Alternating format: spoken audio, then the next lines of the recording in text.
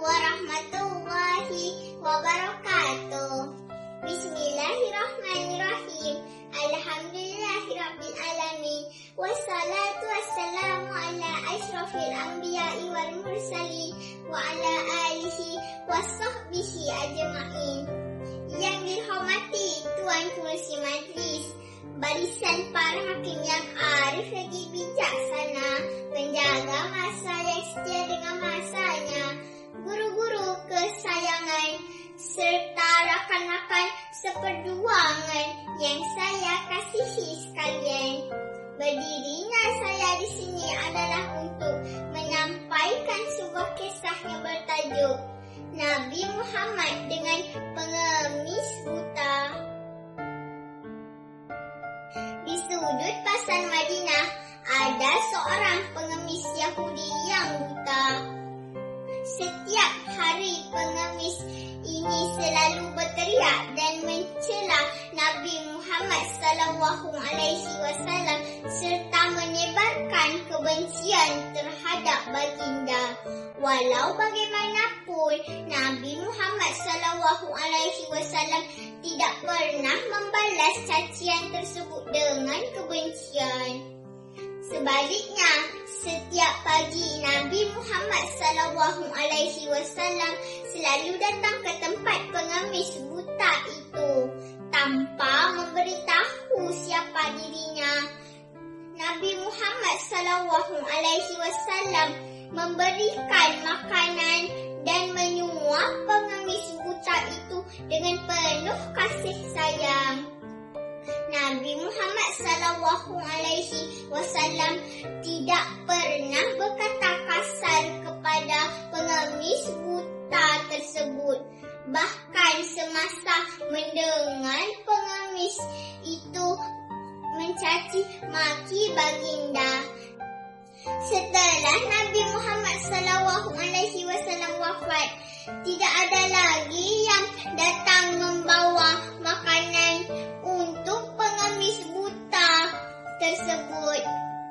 Suatu hari, sahabat Nabi yang bernama Abu Bakar radhiyallahu anhu merasa kehilangan. Ada yang kehilangan sesuatu yang biasa dilakukan oleh Nabi.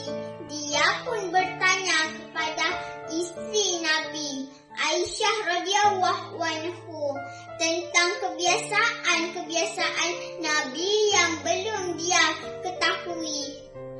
Aisyah radhiyallahu anhu menceritakan tentang kebiasaan Nabi Muhammad SAW yang selalu memberikan makan dan menyuap pengemis buta di sudut pasar. Mendengar hal tersebut, Abu Bakar radhiyallahu pun segera pergi ke pasar dan cuba menguruskan kembali kebiasaan Nabi dengan menyuap pengemis buta itu. Namun pengemis buta tersebut merasa ada yang berbeda. Dia berkata kepada Abu Bakar, "Siapa kamu? Kamu bukan orang yang biasa memberiku makan. Orang yang biasa memberiku makan selalu menyuapiku dengan lembut dan tidak pernah membuat makananku terjatuh." Abu Bakar menangis dan berkata, "Aku memang bukan orang yang biasa memberimu makan. Aku adalah salah satu sahabatnya, orang yang biasa memberimu makan dengan lembut itu telah wafat. Dia adalah Nabi Muhammad SAW." Mendengar hal itu, pengemis buta tersebut terkejut dan sangat menyesal. Dia menangis dan berkata, "Selama ini aku selalu memaki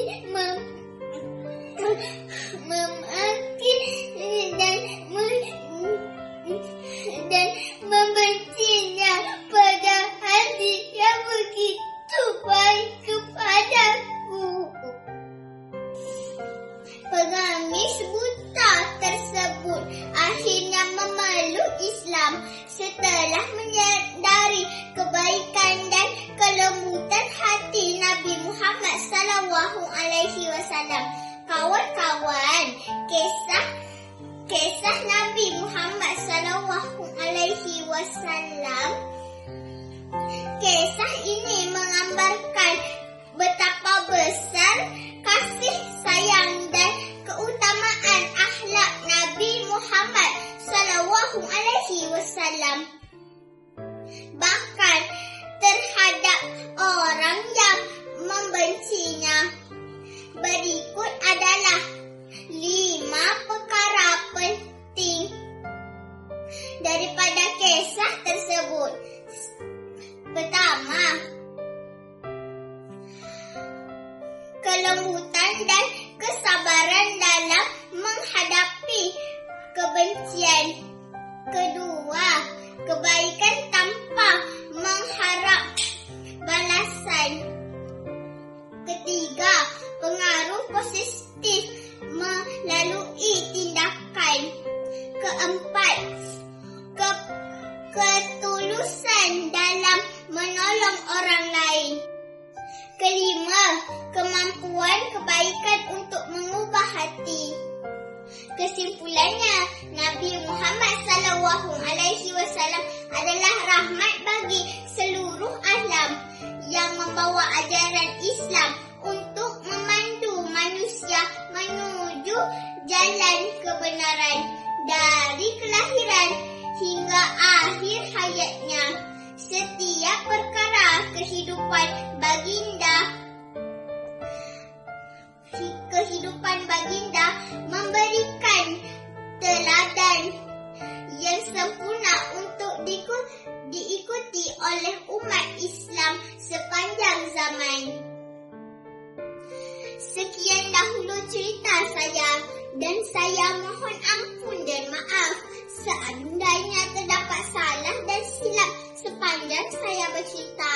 Saya akhiri dengan serangkap pantun.